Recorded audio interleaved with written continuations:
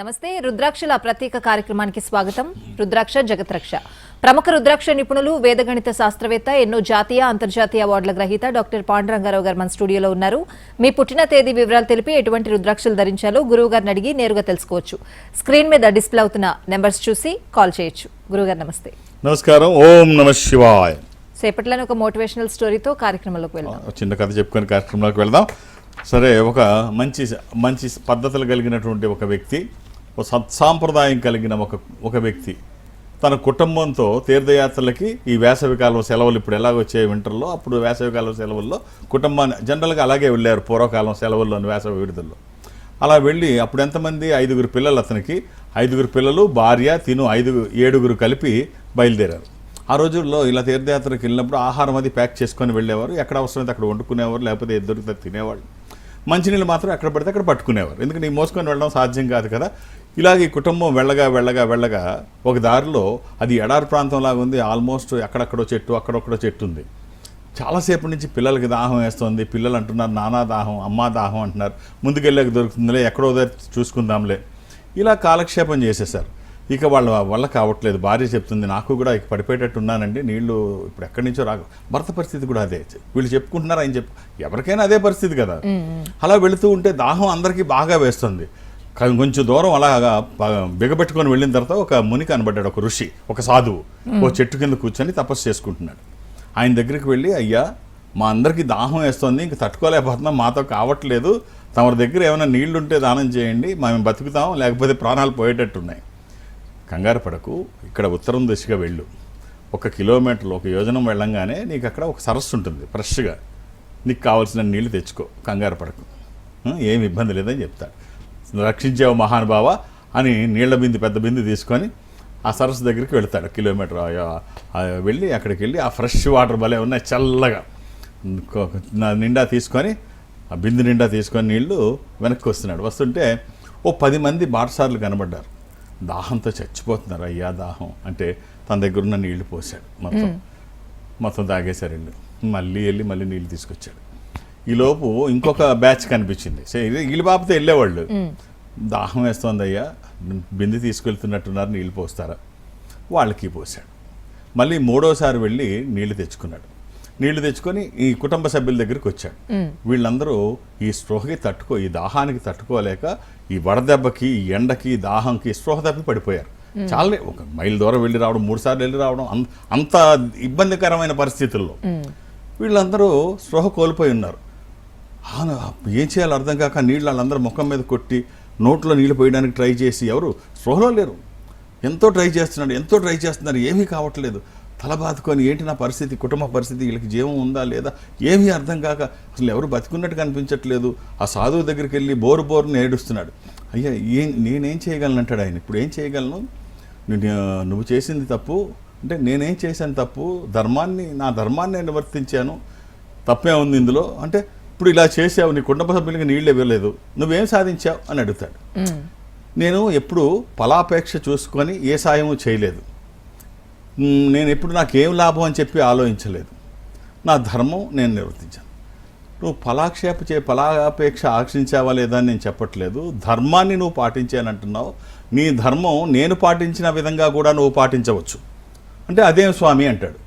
నా దగ్గర కమండలంలో నీళ్లున్నాయి, నువ్వు వచ్చి నీళ్ళు అడిగే కుటుంబం సహాతం, నీకు వచ్చి నేను దాహం తీర్చలేదు, నా దగ్గర ఉన్నా, నేను దారి చూపించాను, ఇక్కడికి వెళ్ళు, అక్కడ నీళ్లుంటాయి, నువ్వు కుటుంబానికి ఇవ్వు అన్నాను, నువ్వు వెళ్ళావు, నీళ్లు తెచ్చావు. నువ్వు చేయాల్సింది ఏమిటంటే, ముందు ఇబ్బంది పడుతున్న నీ కుటుంబానికి నువ్వు చేయాల్సింది ఏమిటంటే, నేను ఎలా అయితే మార్గాన్ని సూచించానో నువ్వు వాళ్ళకి చూపించాలి. ఇక్కడ నీళ్లున్నాయి, వెళ్ళండి, అందరు తాగండి అని. అలా కాకుండా ఎగరేసుకుంటూ వెళ్ళి కుటుంబాన్ని మర్చిపోయి వాళ్ళకి నీళ్ళు ఇచ్చి వీళ్ళని వదిలేస్తే వాళ్ళు బాగానే ఉన్నారు, వీళ్ళ పరిస్థితి ఏంటి?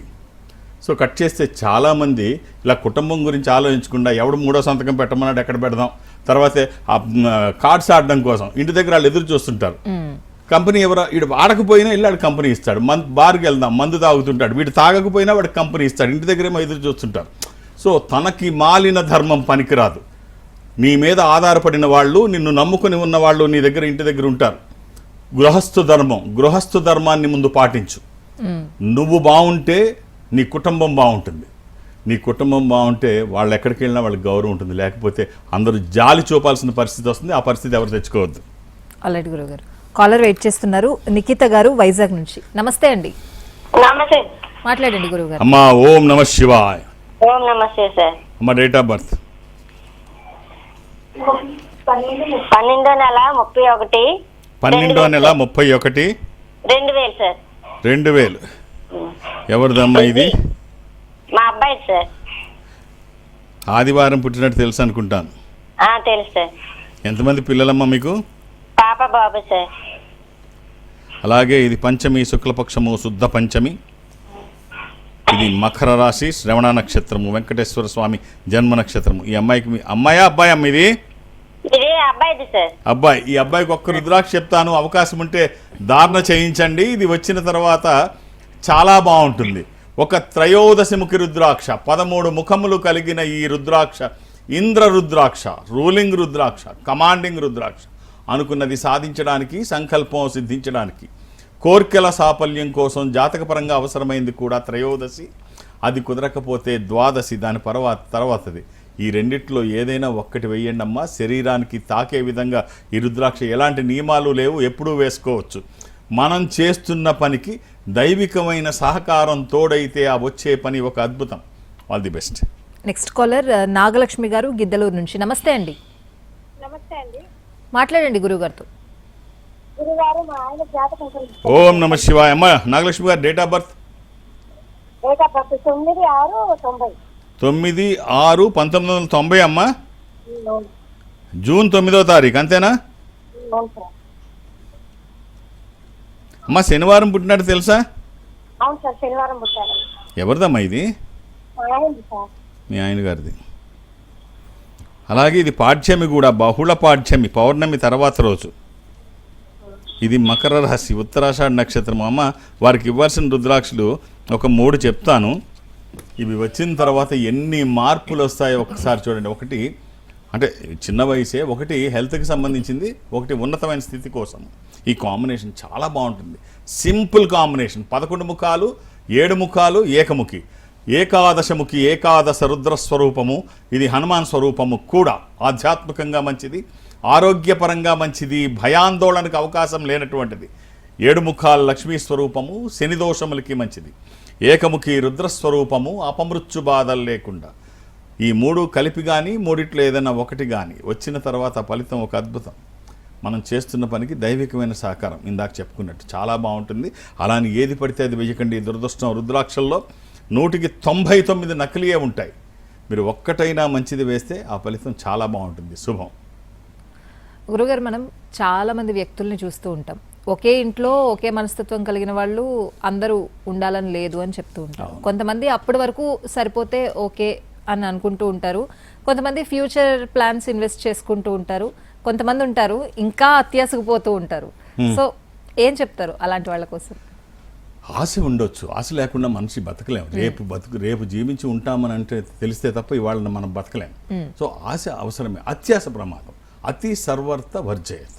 ఒక యువకుడు అంటే కథ ఎందుకు చెప్తానంటే రీచ్ అవ్వడం కోసం ఒక సాధువుని బాగా సేవించుకున్నాడు. ఆయన సాధువు తిరిగి వచ్చేటప్పటికి తిండి దగ్గరికి వస్తే ఆయన ఎండలో తిరిగి బాగా అలసిపోయి ఉన్నాడు.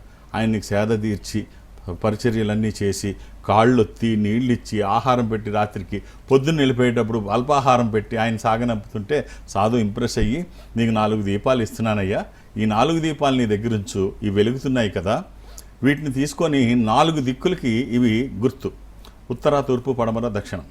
సో నువ్వు ఒకటి తీసుకొని వెళ్ళు. ఉదయం ఎగ్జాంపుల్ తూర్పుకి వెళ్ళావనుకో, తూర్పు దిశ వెళుతున్నప్పుడు దీపం ఎక్కడ ఆగిపోతే అక్కడ నిల్చున్న చోట తవ్వు, నీకు అక్కడ సంపదలు దొరుకుతాయి. అది సరిపోలేదనుకో, ఇంకొక దీపం తీసుకొని వెళ్ళు. అది ఎక్కడ ఆరిపోతే అక్కడ తవ్వు. అది సంపద సరిపోలేదనుకో, 3వది తీసుకొని వెళ్ళు. అక్కడ మళ్ళీ ఆరిపోయిన దగ్గర తవ్వు. ఆ సంపద నీకు ఉపయోగపడుతుంది. ఇది ఇంకిక్కడితో ఆపేయి. 4వ దీపం జోలికి వెళ్ళకు, నీకు ఇది సరిపోతుంది, చాలా ఎక్కువ అని చెప్తా. సరే, అలాగే సాధువు వెళ్ళిపోతాడు. డబ్బు కావాలి కదా, వెళ్ళంగానే మొదలుపెట్టాడు మనోడు. ఒక దిక్కుకి తూర్పు దిశగా తీసుకొని బయలుదేరాడు దీపం. కొంచెం దూరం వెళ్ళిన తర్వాత అది ఆరిపోయింది. ఆయిల్ అయిపోతే ఆరిపోయింది. అక్కడ నిల్చున్న చోట తవ్వితే పెద్ద కుండలో వెండి నాణ్యాలు నిండుగా ఉన్నాయి. ఏమున్నాయిలే, అయినా ఇంకా దీపాలు ఉన్నాయి కదా అని చెప్పేసి 2వ దీపం తీసుకొని వెళ్తాడు. అది ఆరిపోయిన చోట తవ్వితే బంగారం, అన్ని బంగారు కాసులు. మూడో దీపం తీసుకొని వెళ్తాడు. అది ఆరిపోయిన చోట తవ్వంగానే రత్నాలు, మణిమకుటాలు, అబ్బా అద్భుతం, అన్ని వజ్రాలే. చూశాడు, అబ్బా ఎంత సంపద అనుకున్నాడు. నాలుగోది ఇచ్చాడు, ఇదెందుకు వదలాలి అనుకున్నాడు. ఇది కూడా దీపమే, దీన్ని ఎందుకు వదలాలనుకున్నాడు. నాలుగోది తీసుకొని బయలుదేరాడు. అది ఆరిపోయింది. ఆరిపోయిన చోట తవ్వాడు. ఒక సొరంగ మార్గం అలా కనిపించింది, ఒక పెద్ద ద్వారం కనిపించింది. లోపలికి వెళ్ళంగానే మత్తిపోయింది. అలీబాబా 40 దొంగల్లో ఆ బంగారం అంతా అసలు లోపల వెళ్ళిన తర్వాత కనిపించినట్టు కిరీటాలు, హారాలు, డైమండ్, అసలు రాసులు పోసి, అన్ని రాసులే, బంగారం, వజ్రాలు, రాసులు పోసున్నాయి. అవి నెత్తి మీద పోసుకొని డ్యాన్స్ వేసుకొని పిచ్చెక్కిపోయి అబ్బాబ్బాబ్బా ఏం సంపద అనుకుంటున్నాడు. అనుకుని తన్మయత్వంలో ఉండగా తిరగలి విసురుతున్న శబ్దం, ఎవరో తిరగలి తెలుసు కదా, తిరగలి తిప్పుతున్న శబ్దం. ఇప్పుడు జనరేషన్కి తెలియదులే. తిరగలి తిప్పుతున్న శబ్దం, ఈ శబ్దం ఎక్కడి నుంచి వస్తుందా అని చెప్పి అటు వెళ్ళాడు. అటు వెళ్ళి చూస్తే ఒక ముసలాయన తిరగలి తిప్పుతున్నాడు. ఏమయ్యా పెద్ద ఆయన తిరగలి తిప్పుతున్నావు అని అడిగాడు. నువ్వు వచ్చి ఒకసారి పట్టుకో, నేను చెప్తాను తీరిగ్గా అంటాడు. సరే వచ్చి తిప్పు అంటాడు. తిప్పుతూ ఉంటాడు. ఏంటి సంగతి అని అడుగుతాడు. ఏమీ లేదు, నేను నీలాగే 4వ దీపం పట్టుకొని వచ్చాను. ఆడు వద్దని చెప్పాడు, వినకుండా ఆశపడి 4వ దీపానికి వచ్చాను. వస్తే ఇక్కడ పరిస్థితి ఇది. నాకంటే ముందు ఒకటి తిప్పుతున్నాడు, ఆడు నన్ను పట్టుకోమన్నాడు, పట్టుకున్నాను. ఇప్పుడు నువ్వు వచ్చావు, నీకు ఇచ్చాను. అంటే ఏంటి పరిస్థితి అంటే, ఏమీ లేదు, ఆశకి పోయాం, 3తో సరిపోయేది, ఆగిపోతే ఆగిపోయాం. ఇప్పుడు 4వ దానికి వచ్చావు, నాలాగే నువ్వు కూడా. ఈ సంపదలు కనపడ్డా, ఇక్కడ తిరగలు తిప్పుతున్నాం కదా, నువ్వు ఎప్పుడైతే తిరగలు తిప్పడం ఆపేస్తావో ఈ బిల్డింగ్ పడిపోద్ది, చచ్చిపోతావు, నేను వెళ్ళిపోతున్నా. నా పరిస్థితి ఏంటంటాడు. నాలాగే ఎవడో వస్తాడు, ఆ వస్తే వస్తాడు, లేకపోతే నువ్వు ఇంతే అని చెప్పి వెళ్ళిపోతాడు. కట్ చేస్తే ఇది మనకి 3 విషయాలు తెలియజేస్తుంది. ఒకటి, అత్యాస, అతి సర్వర్త వర్జయతే, ఎప్పుడు అత్యాస ఉండకూడదు. 2, పెద్దలు ఏదన్నా చెబితే వినాలి. ఆయన చెప్పాడు పెద్ద ఆయన, నువ్వు 3 వరకు సరిపెట్టుకో, 4వ దాని జోలికి వెళ్ళకు. పెద్దవాళ్ళు ఏది చెప్పినా దానికి ఏదన్నా ఉంటుంది. 3వది ఏమిటంటే, ఫ్రీగా వచ్చిందని చెప్పేసి ఇష్టం వచ్చినట్టు చేస్తే ఇలాగే ఉంటుంది. కష్టపడితే వచ్చేది వేరు, ఫ్రీగా వచ్చేది వాటిలో ఏమన్నా అయిపోతాయి వాటితో. సో ఈ 3 పాఠాలు ఈ కథ నేర్పుతోంది. కానీ ఎప్పుడు అతి ప్రమాదమే. ఆల్రైట్ గురువు గారు, కాలర్ వెయిట్ చేస్తున్నారు. సాగర్ గారు ఖమ్మం నుంచి. సాగర్ గారు నమస్తే. నమస్తే అమ్మా, మాట్లాడండి గురువు గారు. ఓం నమ శివాయ. గురుగారు, శివాయ నమః. 22/3/2012 గురుగారు. 22/3/2012 వీళ్ళకి అంటే ఇప్పుడు 8th క్లాస్ అండి, 9th సార్. వీళ్ళకి జాతక పరిశీలన అవసరం లేదు సార్. ఆరోగ్యానికి, చదువుల కోసము ఒక చిన్న రుద్రాక్ష చెప్తాను. రుద్రాక్ష ఒక మామూలుదే అయ్యి ఉండవచ్చు, బట్ ఈ రుద్రాక్ష శరీరం మీదకి వచ్చిన అబ్బాయికా అమ్మాయికండి? అబ్బాయి అండి. అబ్బాయి ఇది వచ్చిన తర్వాత అబ్బాయిలో ఏం మార్పు చూస్తారో మీరు చూడండి, ఎంత పాజిటివ్గా ఉంటుందో. అష్టముఖి రుద్రాక్ష, ఇది మామూలుదే, గణపతి స్వరూపము. విఘ్నాలు లేకుండా ముందుకు వెళ్ళడానికి, నిర్విఘ్నంగా అన్ని పనులు చేసుకోవడానికి, కెరీర్ కోసము, ఎడ్యుకేషన్ కోసము, వాక్కుకి సంబంధించి, నాలెడ్జ్కి సంబంధించి ఈ ఒక్క రుద్రాక్ష శరీరానికి తాకే విధంగా వేసి చూడండి, ఎన్ని ఫలితాలు వస్తాయో. జీవించి ఉన్నంత వరకు ఉపయోగపడుతుంది. All the best. Next caller Ravikumar గారు హైదరాబాద్ నుంచి. నమస్తే అండి రవికుమార్ గారు. మేడం నమస్తే అండి. కొంచెం గట్టిగా మాట్లాడండి. రవికుమార్ గారు మాట్లాడండి. గురువు గారు నమస్కారం అండి. ఓం నమ శివాయ్. ఎలా ఉన్నారు? బాగున్నాం సార్. చెప్పండి. Date of birth 2/12/1977. 77. ఏం చేస్తున్నారండి? ప్రజెంట్ జాబ్ చేస్తున్నా అంటే 4 years నుండి బంద్ అయిపోయిందండి. శుక్రవారం పుట్టినాడు తెలుసా మీరు? శుక్రవారం పుట్టారు. ఏం చేస్తున్నారు ఇప్పుడు ప్రజెంట్? ఏం చేయట్లేదు సార్. కంపెనీ ఏదో సెటిల్మెంట్ అవుతుంది. ఇది సప్తమి, కృష్ణపక్షము, బహుళ సప్తమి. ఎప్పటి నుంచి ఏమి చేయట్లేదండి సార్? ఎప్పటి నుంచి ఏమి చేయట్లేదు? ఇది కన్యా రాశి సార్. 3 years నుండి కంపెనీ కేసుల్లో సార్ ఎప్పటి నుంచి సార్ చేయట్లేదు? ఎప్పుడు, ఎంతకాలం నుంచి ఏమి చేయకుండా ఉంటున్నారు? 3 years అయింది సార్. 3 సంవత్సరాలు. మరి ఇంటి దగ్గర కుటుంబం ఉంటుంది కదా సార్, ఏదో ఒకటి చేయండి సార్. ఖాళీగా ఉండడం కరెక్ట్ కాదు sir. Ideal brain is devils workshop. రకరకాల ఆలోచనలు వస్తాయి. మన మీద ఆధారపడిన వాళ్ళు ఇంటి దగ్గర ఉంటారు, మనం నమ్ముకొని ఉన్న వాళ్ళు ఇంటి దగ్గర ఉంటారు. Something is better than nothing. ఏదో ఒకటి చేయండి, ఏదో ఒక ప్లాట్ఫామ్ మీదకి రండి. పని చేయడం అలవాటు మర్చిపోము. రోజు డబ్బులు వస్తుంటే ఎంతో కొంత ఉపయోగపడతాయి. సో మనకి నచ్చింది వచ్చే వరకు, వచ్చింది నచ్చే విధంగా ఉండండి. ఏదో దాంట్లోకి వెళ్ళండి సార్. ఒక్క రుద్రాక్ష చెప్తాను, అవకాశం ఉంటే ఇది వేసుకోండి. మీ ప్రయత్నానికి ఖచ్చితంగా ఇది ఉపయోగపడుతుంది. మీరు చేస్తున్న పనికి ఇది ఖచ్చితంగా ఉపయోగపడుతుంది. దైవికమైన సంపద. ఒక ఏకముఖి రుద్రాక్ష ఇది అర్ధచంద్రాకారంలో ఉంటుంది. చంద్రాక్షి చంద్రముఖి అని చెప్పబడే ఈ రుద్రాక్ష పరతత్వ జ్ఞానానికి, విజితేంద్రియ తత్వానికి, అపమృత్యు నివారణకి, అనారోగ్యాన్ని దూరం చేస్తూ ఆరోగ్యాన్ని పరిరక్షిస్తూ అన్ని రంగాల్లో ముందుంటుంది. All the best. ఆహార నియమాలు ఏమీ లేవు. ఆల్రెడీ గురుగారు, చాలా మందికి రుద్రాక్షలు రిఫర్ చేస్తూ ఉంటారు. రుద్రాక్ష అనేది మనకి ప్రకృతి ఇచ్చిన ఒక వరం అని చెప్పాలి. ఇందులో కూడా కాస్ట్ వేరియేషన్స్ ఎందుకు ఉంటాయి గురుగారు? చాలా ఎక్కువ కాస్ట్ ఉన్న రుద్రాక్షలు కూడా ఉంటాయి అంటారు. అంటే వాటి అంటే వాటి బరువుని బట్టి, వాటి లైఫ్ని బట్టి, ఏజ్ని బట్టి, ఆ దొరికే ప్రాంతాన్ని బట్టి, ఆ దొరికే ఫేస్ని, ముఖాలని బట్టి. ముఖం అంటే running line from top to bottom, పైనుంచి కిందకి ఎన్ని గీతలు ఉంటే అన్ని ముఖాలు. అవి సృష్టిలో యథాతథంగా రావాలి. అన్ని ఎక్కువ వైబ్రేషన్స్ ఉంటాయి. ఇప్పుడు కొన్ని ఖరీదైన రుద్రాక్షలు ఉంటాయి, మనం చెప్పుకోవడానికి కూడా అసలు ఆశ్చర్యపడే విధంగా ఉంటాయి. చాలా మందికి వీటి గురించి తెలియదు. కుబేర రుద్రాక్ష అని ఒకటి ఉంటుంది, 21 ముఖములు కలిగిన రుద్రాక్ష. మనం మామూలుగా వేసుకున్న రుద్రాక్షలు అన్ని అందరూ వేసుకునేవి అందుబాటులో ఉంటాయి. ఎవరు పడితే వాళ్ళు వేసుకోవచ్చు. వాళ్ళ స్థాయిని బట్టి కొంచెం అటు ఇట్లో ఉంటాయి. కొన్ని అయితే ఖరీదైన వజ్రాల కంటే ఖరీదైనవి ఉంటాయి. ఉదాహరణకి మీరు గూగుల్ చేస్తే ఏం కనిపిస్తుందంటే 21 ముఖాల రుద్రాక్ష, దీన్ని కుబేర రుద్రాక్ష అంటాం. ఇది మొన్నటి వరకు కూడా ఒక 50-60 లక్షల్లో దొరికేది ఒక రుద్రాక్ష. ఇప్పుడు ఆలోచనే లేదు, ఎక్కడికో వెళ్ళిపోయింది. సరే, దాన్ని బట్టి ఊహించండి ఇవి ఎంత ఖరీదు ఉంటాయి. ఇప్పుడు ఇంకొకటి ఏమిటంటే, ఇటు నుంచి మనం ఒకవైపు చూసాం, నాణ్యానికి రెండో వైపు ఎలా ఉంటుందంటే, ఇప్పుడు అంతా ఆన్లైన్ అలవాటు అయిపోయింది. ఆన్లైన్ అలవాటు అయిపోయి, రీల్స్ చూడడం అలవాటు అయిపోయి, ఆన్లైన్ అలవాటు అయిపోయి, దూరంగా వెళ్ళే ఇది లేదు.